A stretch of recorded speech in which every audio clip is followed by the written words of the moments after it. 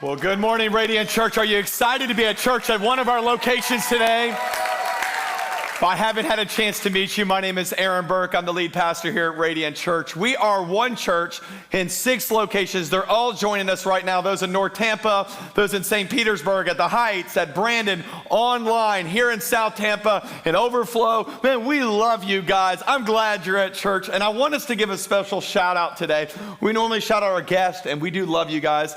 I just want to give a special shout out. I was thinking about all of those Dream Teamers who showed up early, some of them at 5 a.m., 6 a.m. this morning, setting up the location that you're at. Man, some of them right now serving, ministering to your children. We have the best dream team in the world. Can we give them a big celebration right now? We love it. As Katie talked about in the video right there, we are coming up in June on our annual expansion offering, and I just want you guys to be praying about it. They're funds that we're going to use to really get prepared for what we believe is going to be a harvest this fall. So all these projects are above and beyond our normal budget. They are things that we're going to do to improve our children's area and our facilities. I announced last week our Brandon location got a brand new building, so we're going to be putting money into that. All of our locations have incredible projects that if you give towards that location, it goes in that community. So St. Pete goes to St. Pete, South Tampa goes to South Tampa, North Tampa to North Tampa, and so on. And one of them that all of our locations are doing, it will come up in July. And I just want you to know so that you can set your annual vacation around it, is our annual Serve Day. And it's one of the best days. I'm believing this year it'll be our biggest and best ever. We normally have hundreds and hundreds of people serving. I think this year, how about we have thousands of people serving across Tampa Bay. We have projects all over, and to fund those projects, the money will come out of our expansion offering. So thank you guys for giving generously towards it. July the 10th, we will do our annual Serve Day, so be ready for it. All kids, all ages and stages will be able to serve in that, and I think we will make a difference in Jesus' name. Who's with me? Say yes. All right, take out those sermon notes or open that app up. We are in part 4 of a series we are calling Battle Ready. And what we have been doing is we've been helping you really understand this idea of spiritual warfare. And the response we've gotten for the first 3 weeks has been overwhelming, where people go, man, I felt like, man, I've been under that attack. I didn't know how to find victory, and you're starting to find victory. And we're going to get into the details of a victorious life over these next 6 weeks, because we are going to go through each of the 6 pieces of the armor of God.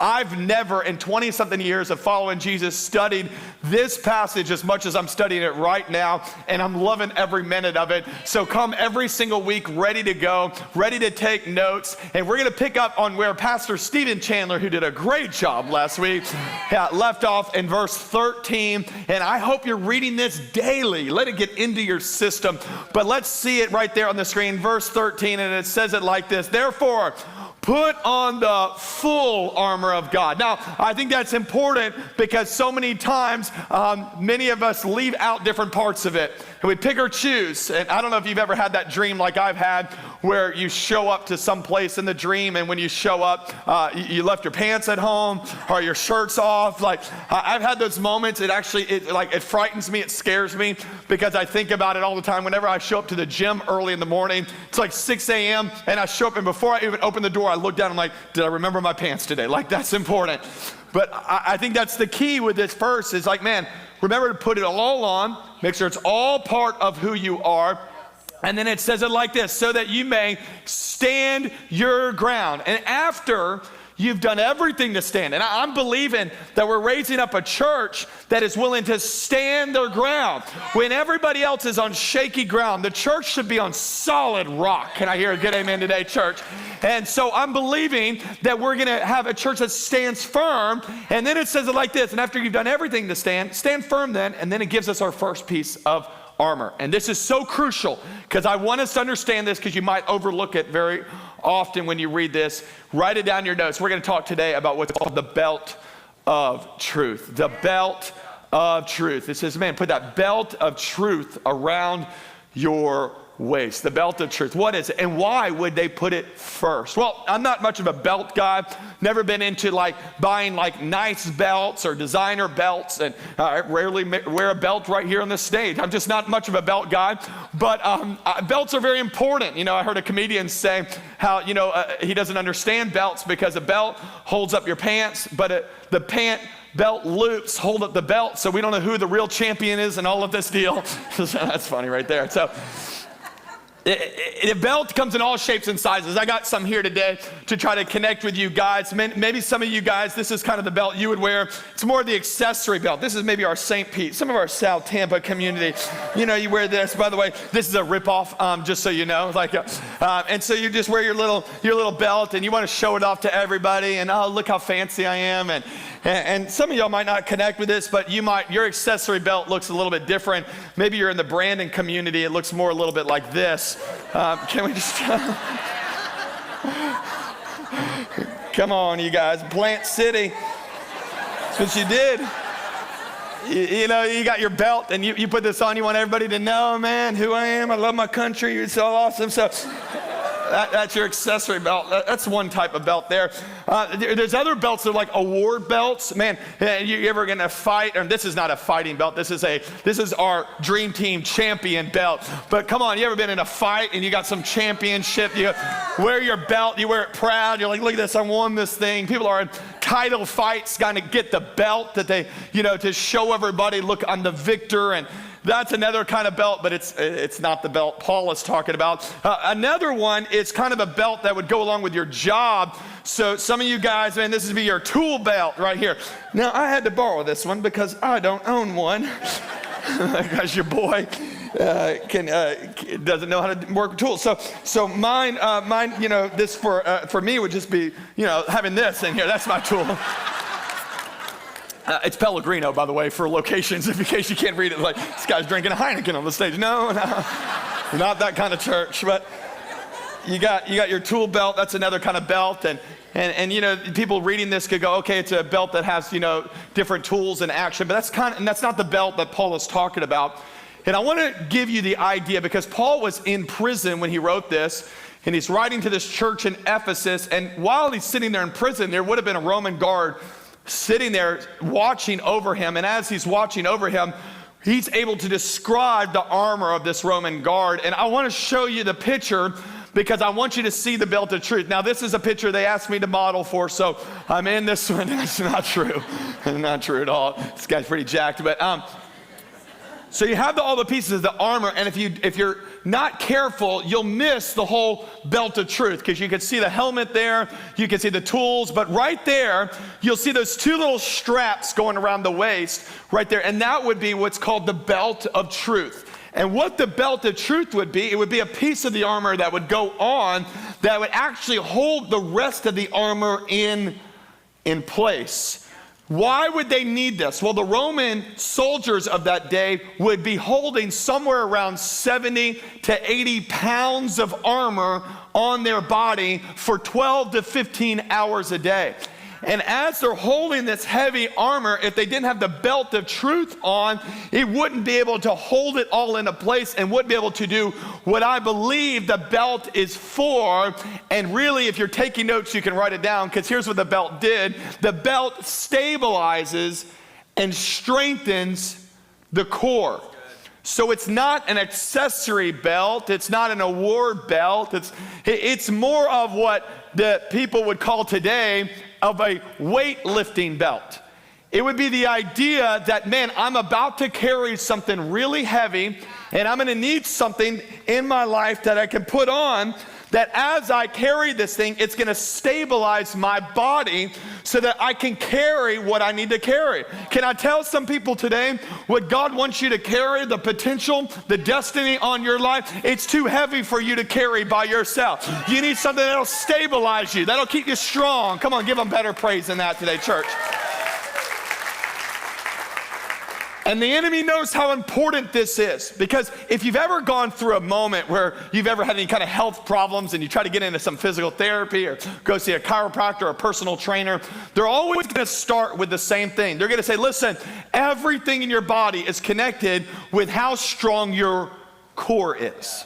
your core matters. And if your core is stabilized, if it's strong, you're able to walk better, you're able to stand up more straight, you will have less back problems. Why? It all starts with the core. So Paul says, listen, if you're gonna be a soldier in this spiritual battle, you've gotta have a belt on that'll stabilize you when you're in battle. And let me just say this is why the enemy is attacking your life right now, because a lot of you guys, you found yourself in the midst of a battle, and the first thing that goes is you find yourself all unstable. Everything's falling apart. Why? Because you need a belt on in your life that'll stabilize you during the battles of life. And what is the belt he told us to put on? It's not any random belt. It's not a belt to show off. It's not a belt to prove who we are. No. He uses this one word, and it's this word called truth. He says truth. He goes, listen, here's what you need to put on in your life. You need to put on truth. You need to wrap truth around your waist. And if you have truth right, then guess what? Everything in your life will stabilize no matter how hard the fight is. Write it down in your notes this way, because you need to know what truth is. Truth is an objective standard by which reality is measured. So truth is not how you feel. It's not even what you believe. It doesn't matter how sincere you are about it, because how many know you can be sincere and you can be sincerely wrong? And there's a lot of that today. And what is the tactic of the enemy in our world today? It's to come in and to immediately attack truth. Let me get them to attack truth. Now this is what he does. He lets us doubt God. We say statements like, I don't know if that commitment really even meant something. I don't know if I really felt God in that service. I don't know if God really is who he says he is. What is the enemy trying to do? He's trying to get you to release truth off of your life. And when you release that truth off your life, guess what? The rest of the armor becomes unstable. So you might have the sword in your hand, but you can't use it appropriately because you've already given up truth. It's good preaching. I know they're shouting me down in North Tampa. But I need you to understand this, because you've got to realize how important this piece of armor is. Write it down in your notes this way, because truth, it's what stabilizes the believer during battle. Nice. And a lot of you guys are in the midst of a war, and that's what the enemy's done. Yeah. He's attacked your life. God isn't who he really said he is. The Bible isn't God's word. Jesus isn't really God's son. You aren't really called. You see, he brings in lie after lie after lie. Why? He's trying to get you to doubt truth. John 8 says it this way, talking about the enemy of our soul. He, talking about the devil, was a murderer from the beginning. Not holding on to what? Truth. Right there. He's not holding on to truth, for there's nothing that's true in him. When he lies, he speaks his native language, for he is a liar and the father of lies. What is he doing? He's trying to deceive your life every single day, bringing lie after lie after lie, which is, by the way, why you need to constantly be in church as much as you can be. Why? Because the world is bombarding you with lie after lie, and it's important that every single week, the first day of the week, Sunday, that you gather in God's church and say, okay, I'm ready to receive truth in my life, because I want to know what is that objective standard that I'm to live by, because it's not how I feel, it's not how I think. I want to know what is actually right in my life. Amen. And you need to understand this, because write it down in your notes, because the devil deals in deception. And here's what he wants to do. He wants to deceive your life, and he wants you to get you to doubt truth. Here's the problem with being deceived. Ready? The problem with being deceived is you don't know it. You don't know it. So you could really believe something is right and be deceived, and you're wrong. And I think that's the state a lot of Christians find themselves in today. It reminds me of the show, What Not to Wear. You don't remember this show? Where they would have somebody that, you know, they would volunteer their friend or their coworker or their cousin or their boyfriend or girlfriend, and they would go on the show and they would say, hey, we gotta change your outfit. Your outfits are terrible. And they would go, no, our outfits are awesome. Like, you're amazing. And their first step in this process was they would take the person and they would put them up in front of a bunch of mirrors. Like I think it's important, like you get this imagery. I think we got the picture right up here. Like this is what they would look like. And so they put them in a bunch of mirrors. I think we need to do this with some of our worship team, huh? Like, I'm kidding. I'm kidding. I'm old. I don't know what's cool anymore. So that's funny. And every location, they're like, all right. I'm sure it's cool, guys. I am. So they would show you different angles, and they'd go, look what you look like. Have you ever been in an argument with someone, and you're showing them how crazy they are? Like, don't you see this? You're really believing this? And you're showing them different angles, and no matter how many angles they look at it, they still don't know that they're wrong. Why? Because when you're deceived, you're really deceived. So what you need is an objective standard outside of yourself to be able to compare it to. So what they would bring in the fashion icons and bring them in and go, no, as someone that is an expert in fashion, you're wearing a crazy outfit right now. Let me help you out in this. And their truth would end up changing them and helping the light bulb come on. And I'm gonna help some people today who your life feels very unstable, and I'm gonna help reveal some truth to you so that you can walk in stability no matter what battle you're in. So let me give you 3 keys about truth. Write it down in your notes. First of all, is that truth is absolute. And this is important for us because we live in a world where people think that truth is just whatever you want to believe, whatever you think is okay. And here's the statement I hear all the time. Hey, you just do you. You heard that? You do you. Hey, that's great. Hey, it works for you. Church works for you. You do you. You do you, I do me, and we're all happy. We're all good. The problem with that is that's not the reality. The reality is if something's true, whether you believe in it or not, the truth still stands. Can you imagine if we lived in that kind of world when it came to gravity? Like, oh, gravity? Oh, you do you. For me, I can fly. You're crazy.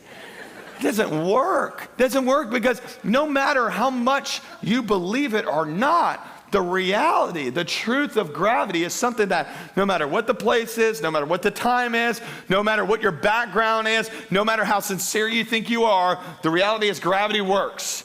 And it's the same when it comes to absolute truth. And here's the problem, that when it comes to millennials and Gen Z, the next couple generations, 1/3 of them would say this statement, that something can be absolutely true for you and totally untrue for me.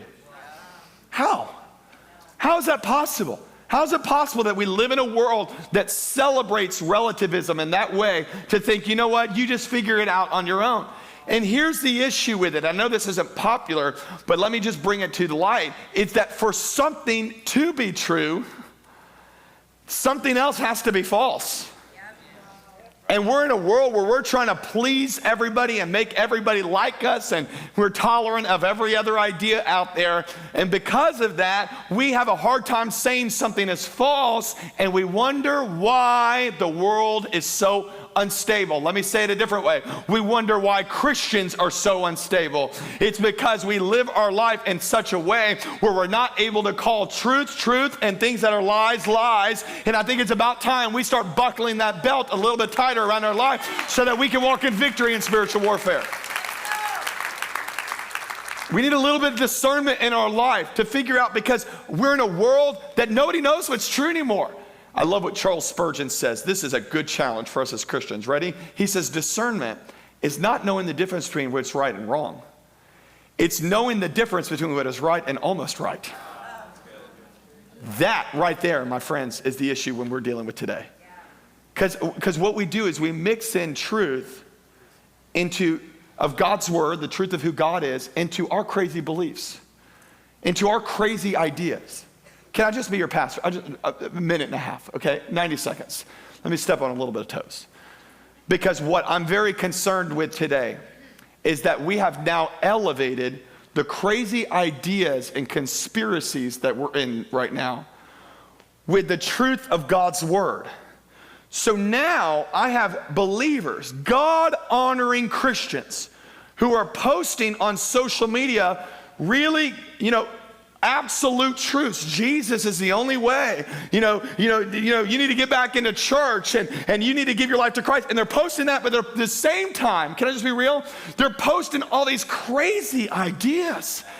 And the world is watching us, and they're going, you're equating this that you read on some random weird website with the absolute truths of what the Bible teaches, and you're mixing them weirdly together, and we're saying, oh, it's all true, and I'm firmly behind this, and I'm firmly behind this. And what it does, listen to me very clearly, because it's a big passion of mine, it's making Christians look gullible.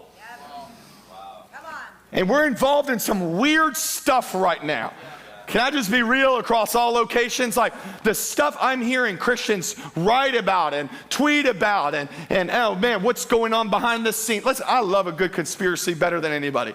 We could talk about it over coffee, but please don't count it as true. Don't put it up there with the absolute truths of God's word. When we do that and we mix politics and different random articles you read with the truth of God's word, it makes us all look crazy. And what I'm worried about is the church of Jesus Christ doesn't look solid right now. We look crazy. This should not be our backbone. We should be a soldier that is wrapped in absolute truth of who God is. This is what we promote. This is what holds us together. And I won't give details because I don't want to get all weird and let you guys get all offended, but can I just encourage you guys, be very careful of what you are out there promoting as true today. Be very, very, very, very careful when it's outside of who God is and what's clear in his word. Number two, we need to understand this, that truth can be known. And this is a big issue today because when I deal with millennials and when I deal with Gen Z, there's this whole world out there today that they go, Aaron, I don't even know what to believe. I get it.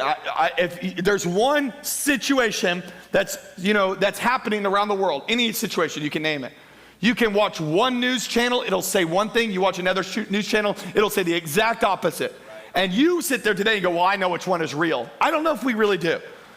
I don't know if we do. I think we're all kind of just wrapped up in well, this one is my bias, and this one maybe it's anti my bias. But the next generation is growing up thinking, we have no clue who to believe anymore.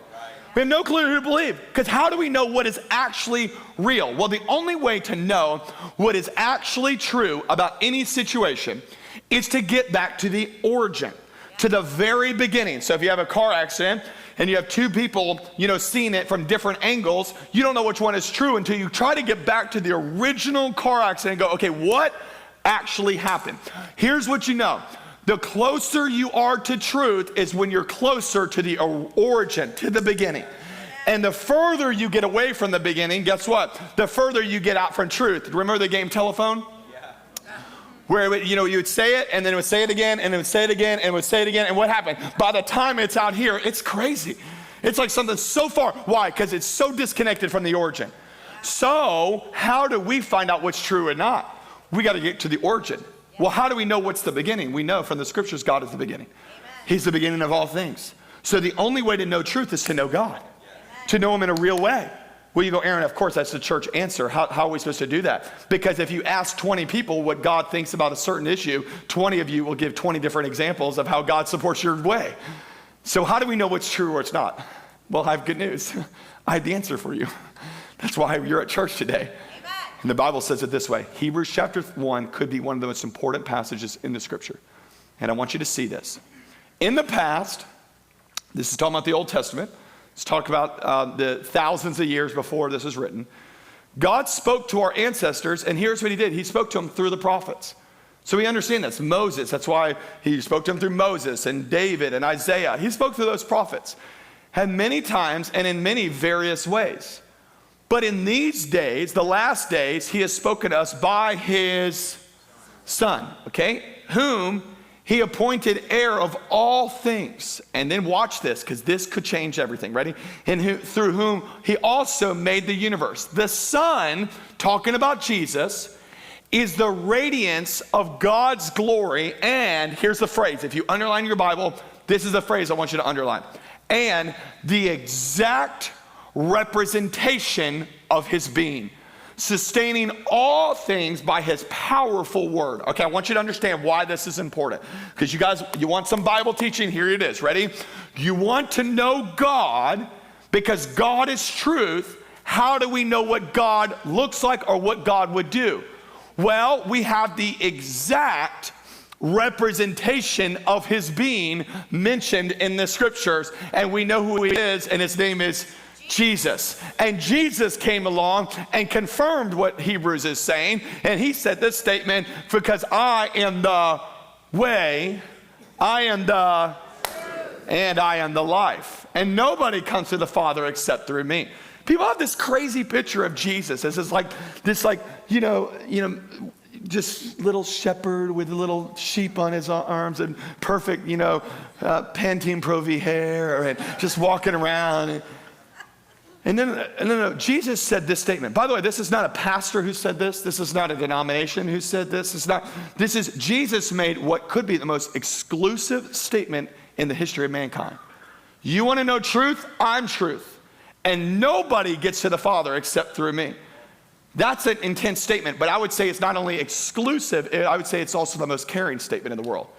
Because if he would have said, just go find your own way, I'm sure you'll get there on your own. This is what we teach in our world today. Just you do you, I'll do me.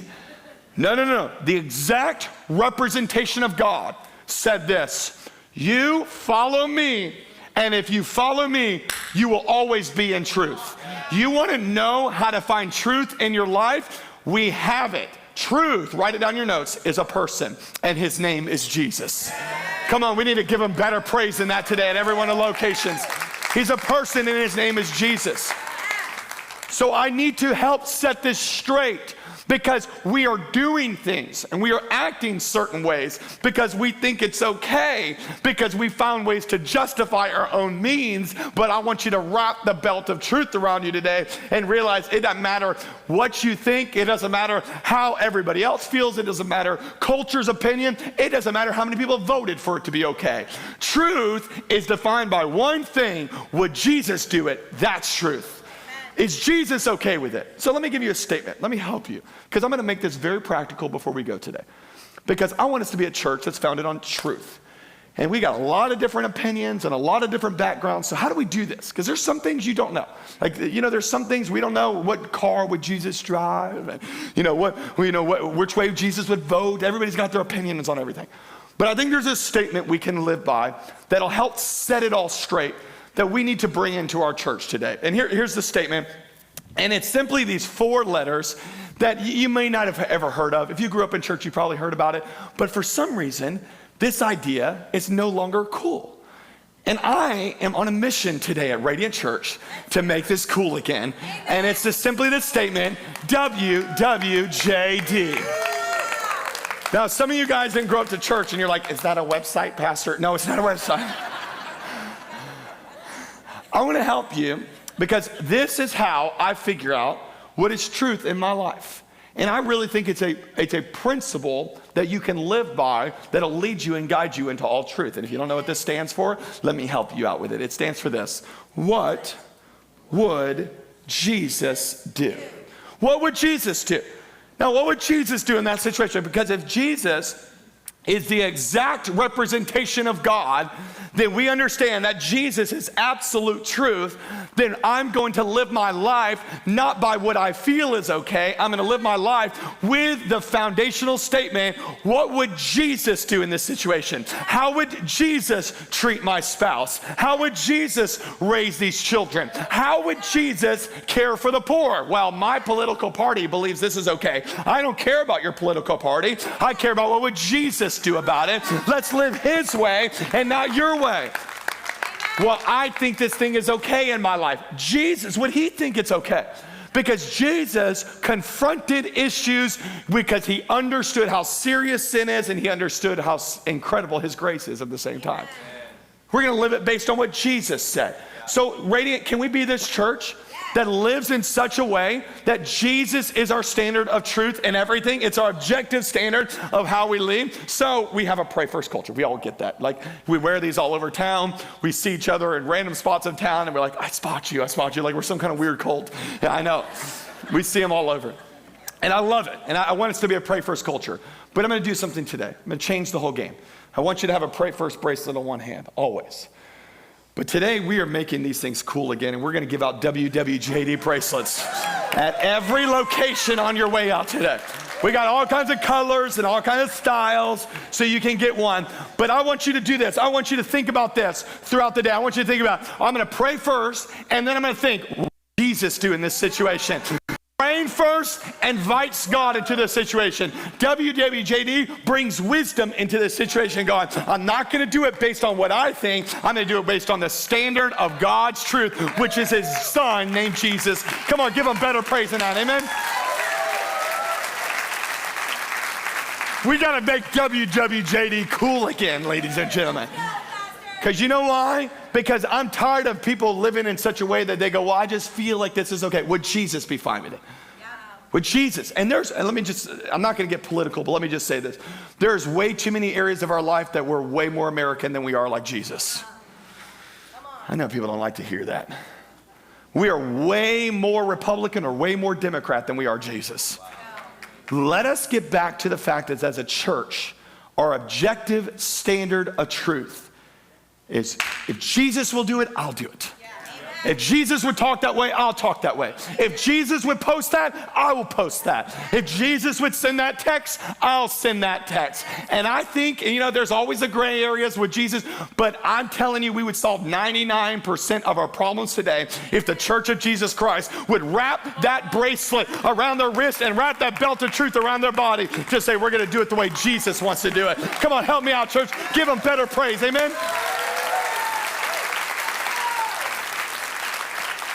I almost thought about if money wasn't an issue, I'd get you all weightlifting belts that just had WWJD bracelets.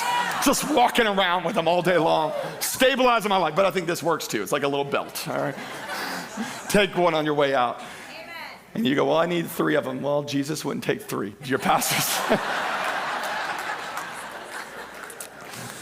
1. Truth. Number 3. And we'll close with this one. The truth hurts.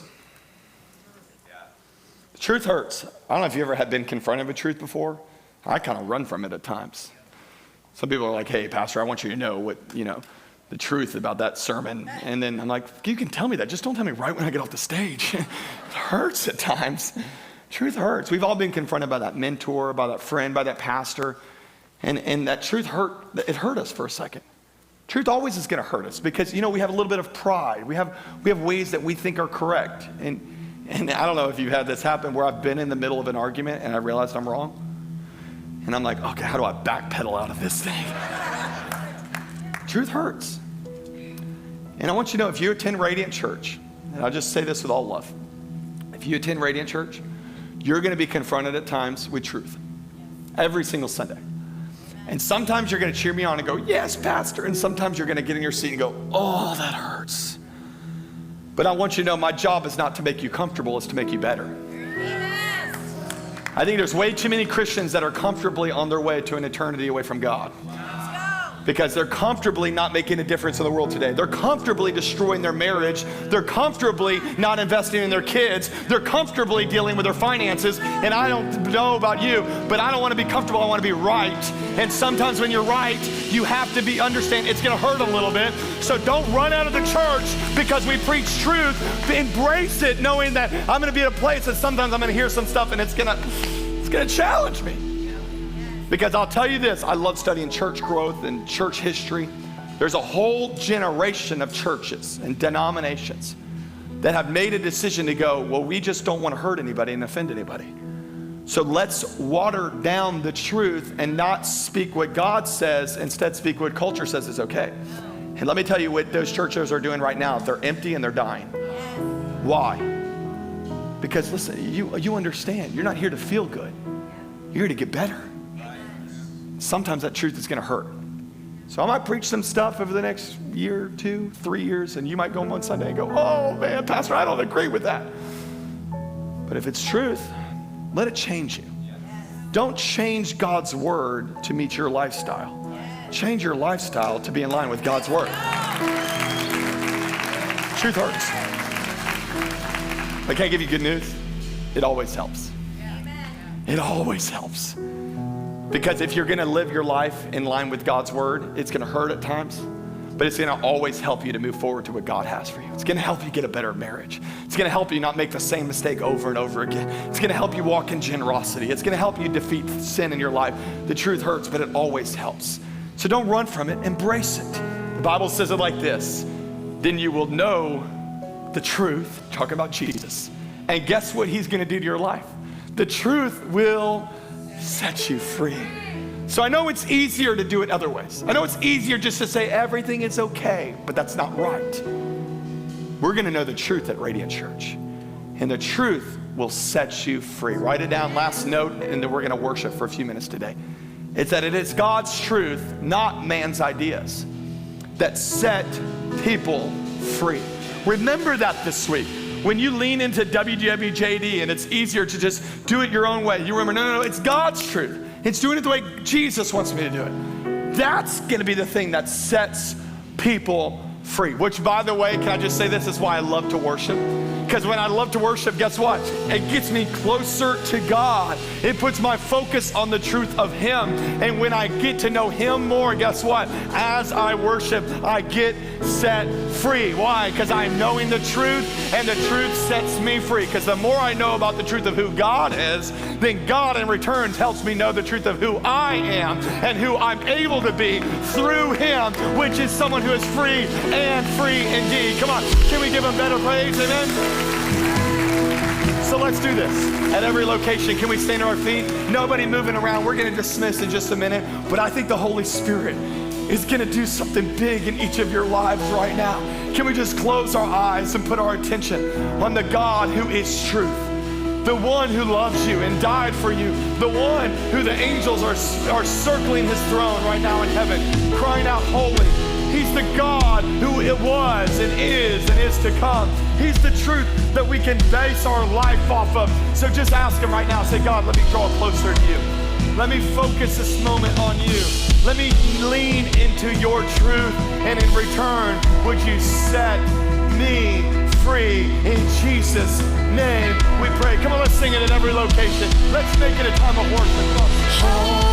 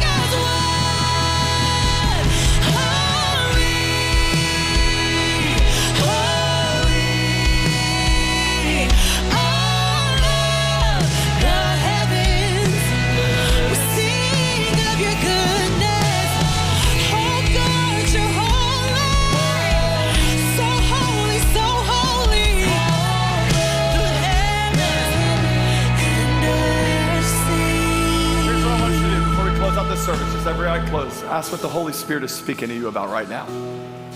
Some of you, you've been running from some truth, maybe even truth that family has confronted you with, stuff the Lord's been speaking to you about. You've been avoiding it in your life, realizing that, man, that's the truth that'll stabilize your life. Just make a decision. Say, God, whatever you put your finger on, whatever you highlight in my life, let me live in such a way that I can be wrapped in your truth. Not living in deception, not living based on my opinions or based on my feelings, but wrapped in the truth of who Jesus is and how He wants me to live. Every eye closed, every head bowed. There's another group that's here today. You're at North Tampa, you're in St. Pete, you're there at Brandon and the Heights online, here in South Tampa, and you don't have a relationship with Jesus. You see, truth is a person, and His name is Jesus. The start of all of this is for you to surrender your life to Him. Say, God, I can't do it my way. I got to do it your way. And when you accept Him in, the Bible says He stands at the door of your heart and He knocks. And if you'll just open it up and let Him in, He'll change your life. He'll bring you from the lies you're in to from the deception you're in to the victory and freedom that He has for you. It starts with a simple yet significant decision to give your life to him. If that's you today, I want you to respond. I want you to respond in faith. On the count of 3, I'm going to ask who you are, and I'm going to have you raise your hand. You might think, man, that's a big step for me. But I'm telling you, it's a major step of faith for you to say, I'm surrendering my life to Christ. It can change your life forever. If that's you, on the count of 3, throw the hand up. 1, 2, 3. Throw the hand. Thank you, thank you, thank you. Wow, dozens here in South Tampa. Thank you there online. Thank you at North Tampa and Brandon. Put that hand right back down. Why don't we all pray this prayer out loud together? Say, dear Jesus. Oh, say it all of us. Dear Jesus, thank you for dying for me. Today, I make a decision to lean into truth, to give you my life, my past, my present, and my future. Forgive my sins. Give me a fresh start. And for the rest of my life, I'm going to follow you as my Lord and my Savior. In Jesus' name we pray. And everybody that agrees says, come on, let's celebrate those lives that just got changed for eternity.